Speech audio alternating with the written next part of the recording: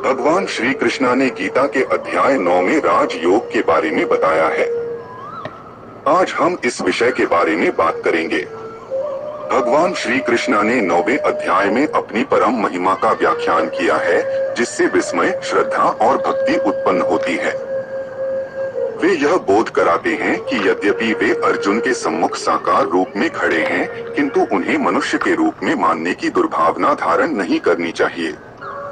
वे स्पष्ट कहते हैं कि वे समस्त प्राकृतिक शक्तियों के अध्यक्ष हैं और सृष्टि सृजन के आरंभ में अनगिनत जीवों के जीवन रूपों को उत्पन्न करते हैं और प्रलय के समय वापस उन्हें अपने में विलीन कर लेते हैं तथा सृष्टि के अगले चक्र में उन्हें पुनः प्रकट करते हैं।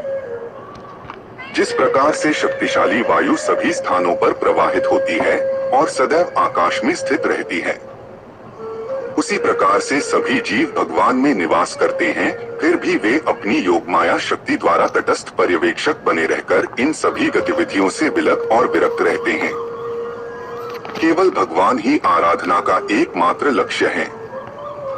इसे स्पष्ट करते हुए भगवान श्री कृष्ण बहु हिंदू देवी देवताओं की पूजा के मिथ्या भ्रम का समाधान करते हैं।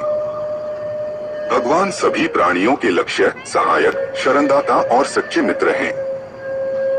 जिन मनुष्यों की रुचि वैदिक कर्मकांडों का पालन करने में होती है, वे देवताओं का स्वर्गलोक प्राप्त करते हैं, किंतु जब उनके पुण्य कर्म क्षीण हो जाते हैं, तब उन्हें लौटकर पुनः पृथ्वी लोक में आना पड़ता है। लेकिन जो परम प्रभु की भक्ति में तल्लीन रहते हैं, वे उनके परम धाम में जाते हैं।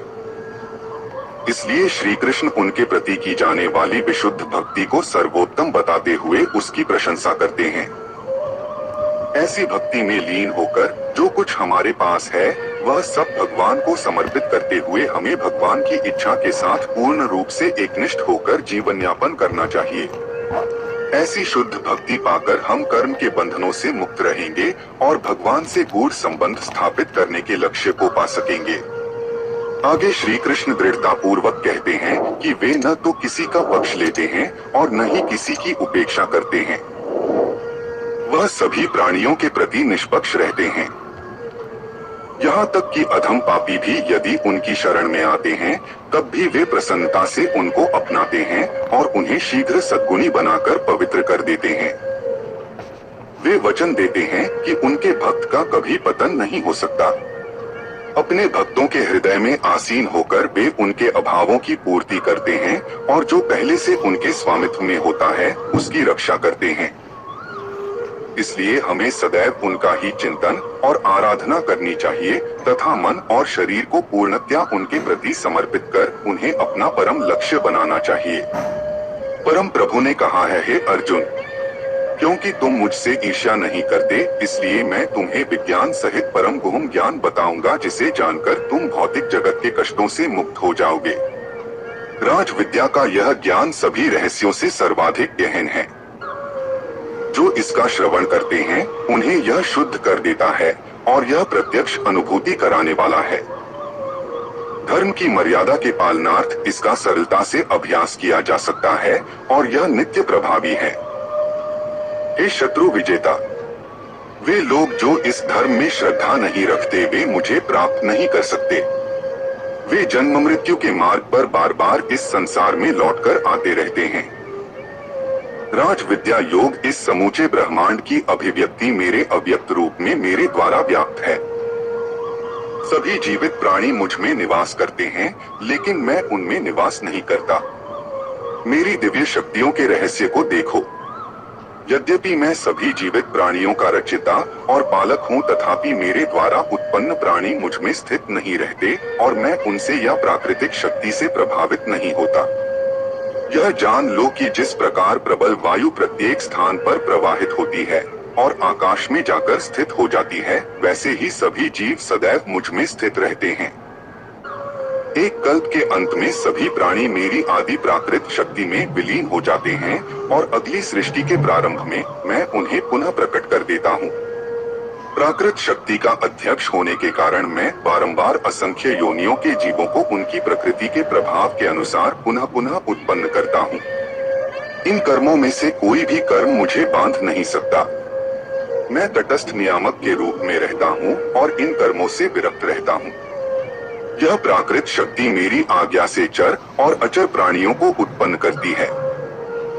इसी कारण भौतिक जगत में परिवर्तन होते रहते हैं।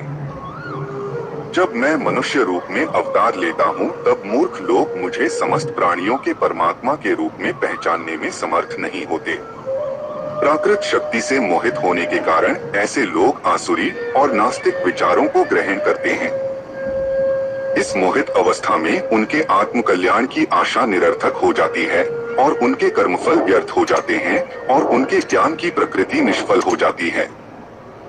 किंतु महान आत्माएं जो मेरी दिव्य शक्ति का आश्रय लेती हैं, वे मुझे समस्त सृष्टि के उद्गम के रूप में जान लेती हैं। वे अपने मन को केवल मुझ में स्थिर कर मेरी अनन्य भक्ति करती हैं।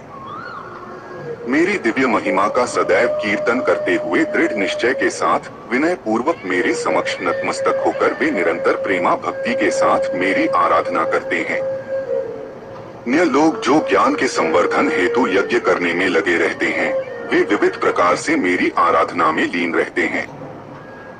कुछ लोग मुझे अभिन्न रूप में देखते हैं, जो कि उनसे भिन्न नहीं है, जबकि अन्य मुझे अपने से भिन्न रूप में देखते हैं। कुछ लोग मेरे ब्रह्मांडीय रूप की अनंत अभिव्यक्तियों में मेरी पूजा करते हैं। मैं ही वैदिक कर्मकांड हूँ, मैं ही यज्ञ हूँ, मैं ही पितरों को दिया जाने वाला तर्पण हूँ, मैं ही औषधीय जड़ी बूटी और वैदिक मंत्र हूँ, मैं ही घी, अग्नि और यज्ञ का कर्म हूँ। मैं ही इस ब्रह्मांड का पिता, माता, आश्रय और पितामह हूँ। मैं ही शुद्धिकर्ता, ज्ञान का लक्ष्य और पवित्र मंत्र ओम हूँ। मैं ही ऋग्वेद, सामवेद और यजुर्वेद हूँ। मैं सभी प्राणियों का परम लक्ष्य हूँ और मैं ही सबका निर्वाहक, स्वामी, धाम, आश्रय और मित्र हूँ। मैं ही सृष्टि का आदि, अंत और मध्य, विश्राम स्थल और मैं ही भंडार ग्रह और अविनाशी बीज हूँ। हे अर्जुन, मैं ही सूर्य को गर्मी प्रदान करता हूँ तथा वर्षा को रोकता और लाता हूँ। मैं अनश्वर तत्व और उसी प्रकार से साक्षात मृत्यु हूँ। मैं ही आत्मा और उसी प्रकार से मैं ही पदार्थ हूँ। वे जिनकी रुचि वेदों में वर्णित सकाम कर्मकांडों में होती है, वे यज्ञों के कर्मकांड द्वारा मेरी आराधना करते हैं। वे यज्ञों के अवशेष सोमरस का सेवन कर पापों से शुद्ध होकर स्वर्ग जाने की इच्छा करते हैं। अपने पुण्य कर्मों के प्रभाव से वे स्वर्ग के राजा इंद्र के लोक में जाते हैं और स्वर्ग के देवताओं का सुख ऐश्वर्य पाते हैं। जब वे स्वर्ग के सुखों को भोग लेते हैं और उनके पुण्य कर्मों के फल क्षीण हो जाते हैं, तब फिर वे पृथ्वी लोक पर लौट आते हैं। इस प्रकार वे जो अपने इच्छित पदार्थ प्राप्त करने हेतु वैदिक कर्मकांडों का पालन करते हैं, बार बार इस संसार में आवागम करते रहते हैं। किंतु जो लोग सदैव मेरे बारे में सोचते हैं और मेरी अनन्य भक्ति में लीन रहते हैं एवं जिनका मन सदैव मुझ में तल्लीन रहता है, उनकी जो आवश्यकताएं होती हैं, उन्हें मैं पूरा करता हूँ और जो कुछ उनके स्वामित्व में होता है, उसकी रक्षा करता हूँ।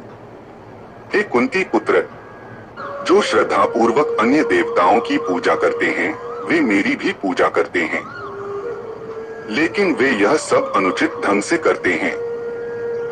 मैं ही समस्त यज्ञों का एकमात्र भोक्ता और स्वामी हूँ, लेकिन जो मेरी दिव्य प्रकृति को पहचान नहीं पाते, वे पुनर्जन्म लेते हैं। जो देवताओं की पूजा करते हैं, वे देवताओं के बीच जन्म लेते हैं। जो पितरों की पूजा करते हैं, वे पितरों की योनियों में जन्म लेते हैं। भूत प्रेतों की पूजा करने वाले उन्हीं के बीच जन्म लेते हैं और केवल मेरे भक्त मेरे धाम में प्रवेश करते हैं। यदि कोई मुझे श्रद्धा भक्ति के साथ पत्र, पुष्प, फल या जल ही अर्पित करता है, तब मैं प्रसन्नता पूर्वक अपने भक्त द्वारा प्रेम पूर्वक और शुद्ध मानसिक चेतना के साथ अर्पित वस्तु को स्वीकार करता हूँ। हे कुंती पुत्र, तुम जो भी करते हो, जो भी खाते हो, पवित्र यज्ञाग्नि में जो आहुति डालते हो, जो भी दान देते हो, जो भी तपस्या करते हो, यह सब मुझे अर्पित करते हुए करो। इस प्रकार सभी कार्य मुझे समर्पित करते हुए तुम शुभ और अशुभ फलों के बंधन से मुक्त रहोगे। इस वैराग्य द्वारा मन को मुझ में अनुरक्त कर तुम मुक्त होकर मेरे पास आ पाओगे। मैं संभाव से सभी जीवों के साथ व्यवहार करता हूँ, न तो मैं किसी के साथ द्वेष करता हूँ और न ही पक्षपात करता हूँ, लेकिन जो भक्त मेरी प्रेममयी भक्ति करते हैं, मैं उनके हृदय में और वे मेरे हृदय में निवास करते हैं।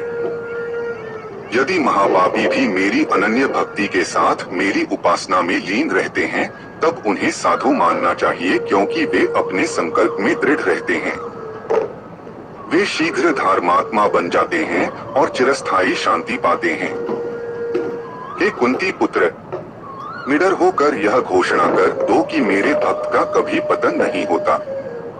वे सब जो मेरी शरण ग्रहण करते हैं, भले ही वे जिस कुल, लिंग, जाति के हों और जो समाज से तिरस्कृत ही क्यों न हो, वे परम लक्ष्य को प्राप्त करते हैं। फिर पुण्य कर्म करने वाले राजर्षियों और धर्मात्मा ज्ञानियों के संबंध में कहना ही क्या है। इसलिए इस अनित्य और आनंद रहित संसार में आकर मेरी भक्ति में लीन रहो। सदैव मेरा चिंतन करो, मेरे भक्त बनो, मेरी पूजा करो। अपने मन और शरीर को मुझे समर्पित करने से तुम निश्चित रूप से मुझको